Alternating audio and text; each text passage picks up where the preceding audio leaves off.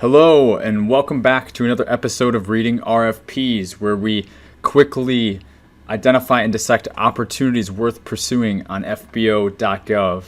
If you have not already, please click the subscribe button to subscribe to my channel. And if you like videos like we're going to be going through today and what we've done previously, please be sure to like the video as well. Congratulations, welcome. It is October 2nd. We have officially cleared FY18 and we moved into the fiscal year 2019. Hopefully everybody had a good, busy season, and hopefully you guys won a lot of contracts. Ideally, that's what everybody wants, right? So I thought I would take a look at just whatever solicitations are out on the street today. I'm going to take a look at professional services, though. So we'll go ahead and dive in without any filters and take a look. I'm always curious to see what's on the street the first week after the fiscal year ends, after September 30th is over, just to kind of gauge what's in the market, what didn't get procured last year, and what's being passed on over. So we're going to quickly look at some professional services here. Something that I talked about in a source sought in my last video that was canceled. It was canceled a couple days before September 30th, and I had said a strategy that you could use that I want to repeat here is if it was canceled, pick up the phone and call the contracting officer or the specialist and just inquire what happened. Did they not receive enough interest? As a source of sought, so that's kind of the market research stage as it is, so it really should not be that reason. More likely than not, though, it was because the funding wasn't there and it wasn't going to be procured quickly enough, especially in a couple days. You never know, though, especially if it's something that you're interested in. It's not a bad thing to just follow up again with that phone call, because it kind of helps to build that relationship. They're probably not getting too many phone calls or an email. If they don't have a phone listed, shoot them an email and just kind of see what the story is. It might put you at the top of the list for the next time, because they might just procure it on the other side of September 30th. They might procure it the next fiscal year once they do get the funding. You just never know. So that's something that I did want to carry over into this episode. So here I pulled up 5 what seem to be professional service solicitations. You can only gauge so much from the title, but that's what we do in this video, is we quickly identify and then we dissect and see what's worth pursuing or not. So this first one here, it's out of the Army Corps Office for Environmental and Biological Services. Looks like this is coming out of Philadelphia. They're saying this is going to be a best value IDIQ contract with base plus 4 years. They reference some of the labor categories here. This is definitely professional services. So they have archaeologists, biologists, environmental scientists, and field technicians, fishery specialists, GI specialists, underwater archaeologists, lab techs, historians, oceanographers, water resource scientists, and other technicians. So this might be a good size contract if this is the area of expertise that your company falls into professional services. As expected, they're asking here for professional qualifications, i.e. resumes and certs, past performance, management plan,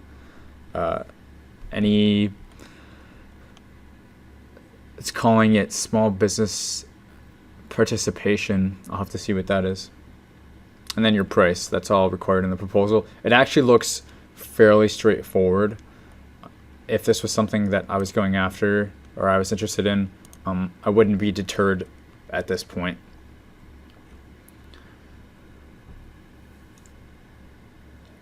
So first page here is the standard form 33. So you can see down here, it's very similar to the 1449.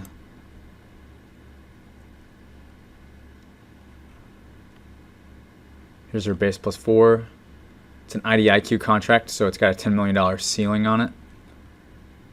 And this is beautiful, guys. I really like this because it's breaking down how many hours and how many labor categories you want. So this is really going to be, it may be more competitive because of this, but each price is broken out so you can be sure that you're not really missing anything.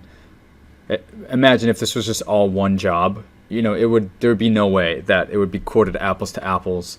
It would not be a fair competition, in my opinion. So this is really,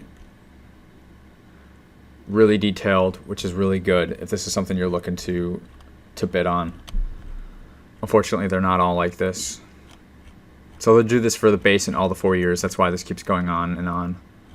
Yeah. Wow, this whole thing was just for the... Wow, okay. This is very straightforward. I don't even know how much more I need to go into this one because the line items here basically say it all. Here's your price and cleanse. And here's your PWS statement of work for the Army Corps out of Philadelphia District.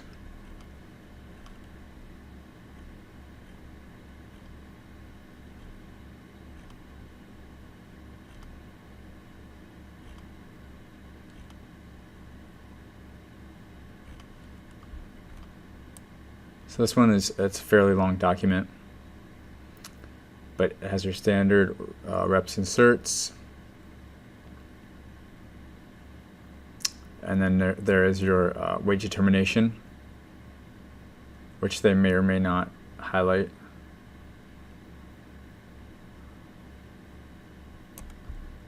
We have a lot of pages of wage determination. It's going to take us all the way down. So here's your section L&M. That's what I was looking for. Price proposal. Just fill it out as they've asked you to. And your technical proposal. Here's what they want. And they also include their minimum qualifications. But mostly they want, they want discussion. Discussion of the most recent experience, discussion of job organization and mobilization of field crews, discussion of methods, approaches, and means of how you're going to do the work in the PWS, and a demonstration of your ability to respond to and complete the task orders in a timely fashion. They want your proposal to tell them that in that order. And here's a list of equipment that you should already have. Your people that are going to be on site are going to be using all that. So, I think they already told us there's a best value. Yeah, best value right here. So I'm going to move on to the next one. This one definitely does not seem bad at all. It looks pretty straightforward, not too messy. Next, I clicked on Student Analysis and Evaluation Support. This is for Mick Fort Gordon. Looks like there's been a number of changes on this. It's a SDV OSB set aside for service-disabled vets.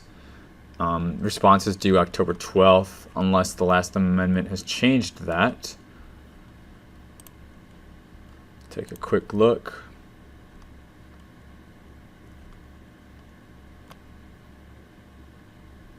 Yeah, it looks like it was most recently changed to October 12th from September 25th. So this is most recent.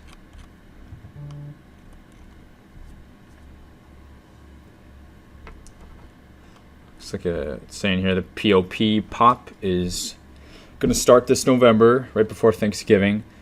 It's going to be a base plus 2, so 3 years total, going through 2021. And again, this is for Student Analysis and Evaluation Support. I have no clue what that is. Listen, guys, I'm not going to pretend to know everything, and you shouldn't either, but that doesn't mean you can't do your homework and your research and bid on stuff, because nobody knows everything. And they tell you what they want, so you just need to look at it and see, can you do it or not? Here they're telling you a program manager, then psychological services. Looks like you need a TSSCI for that. So that's a huge, actually I'm going to stop here, because most of you probably would not have a TSSCI. Some of you might, But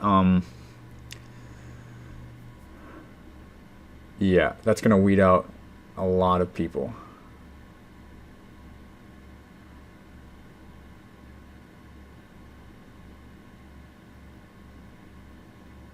Yeah.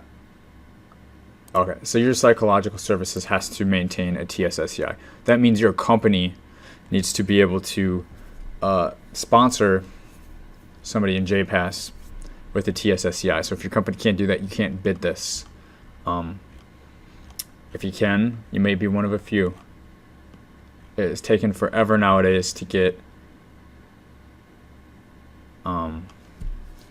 clearances pushed through ever since the breach a couple years ago. It takes 6 months to a year or more to try and get a clearance pushed through. That's not going to be quick enough. So you need to have this on hand, this clearance, because if you're going to apply and try to get it interim, you're not going to have enough time. You are just not going to have enough time to do it. Not with the POP starting in November. And here you go. Here's the last thing. Here's your hours. Extremely part-time program manager, and then one full-time psychologist. So this is to put a psychologist to work for student analysis and evaluation support. So that's what's going on in this one. Going to move on to the next. Professional service contract monitoring and evaluation specialist. This one is, wow. Agency for International Development, overseas missions. I don't know anything about this agency. It's out of the Department of State, though. It's going to be performed in Malawi, which is a country I've never heard of. But this is an 8A set-aside. Shocking. And I'm not being sarcastic. That is shocking that they set this aside for an 8A. Just because it seems like there would be so few and far between. They're giving you their GS-12 equivalent.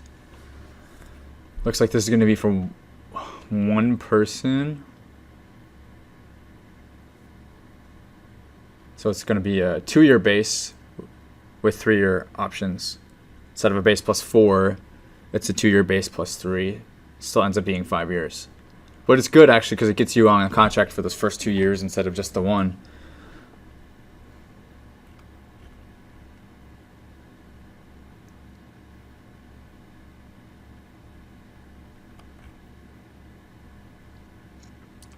So this is Malawi is in South Africa.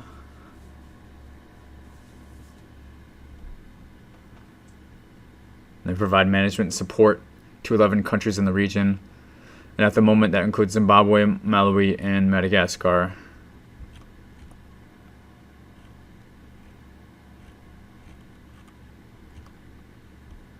You have to be a U.S. citizen. You have to be able to obtain secret clearance, an FCO, or not an FCO, just secret clearance.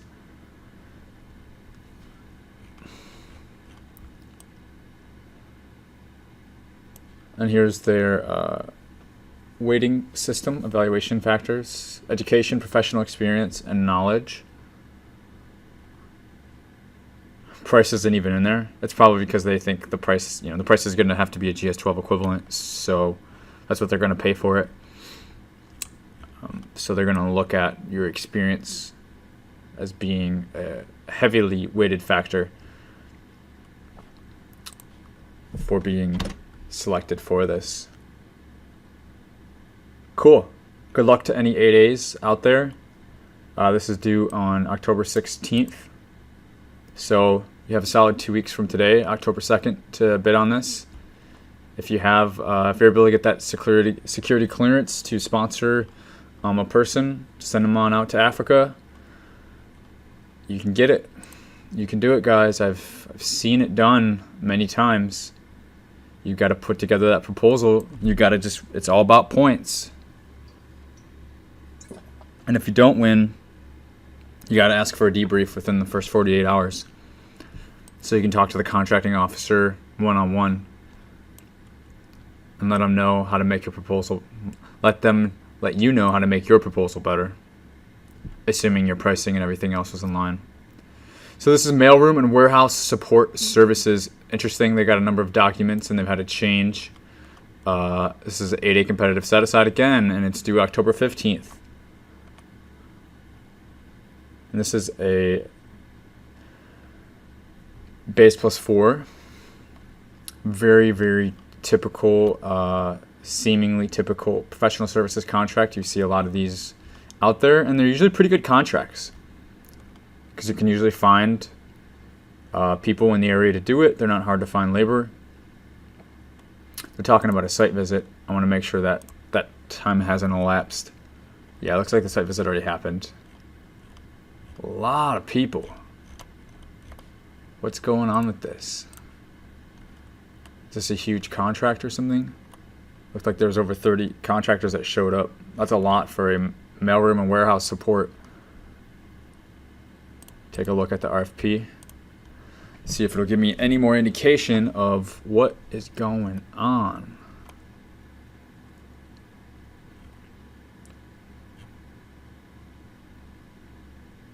I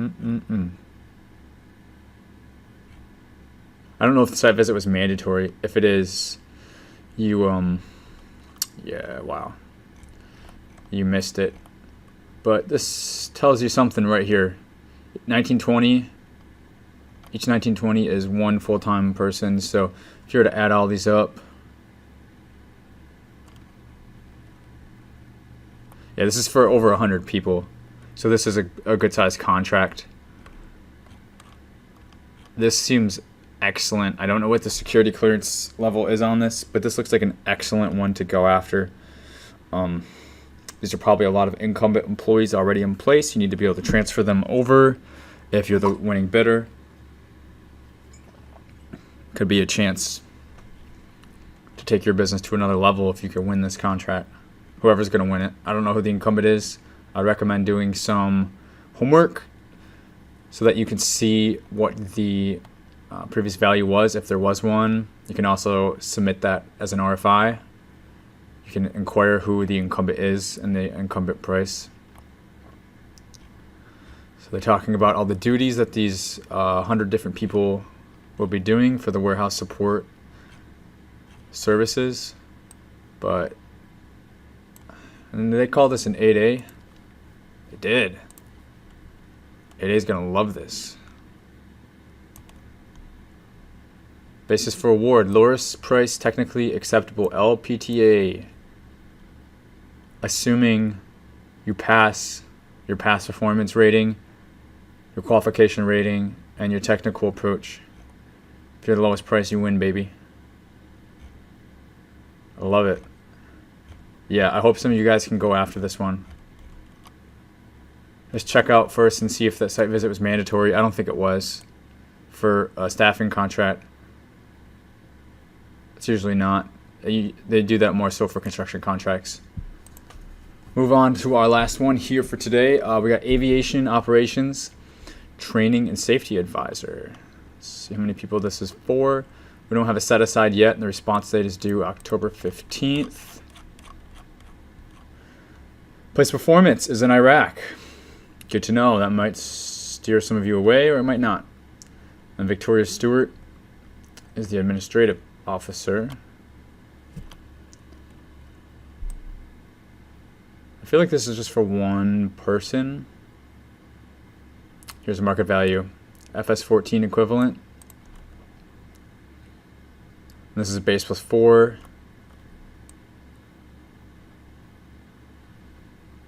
To send one of our aviation pros overseas. That's what this is for. Okay.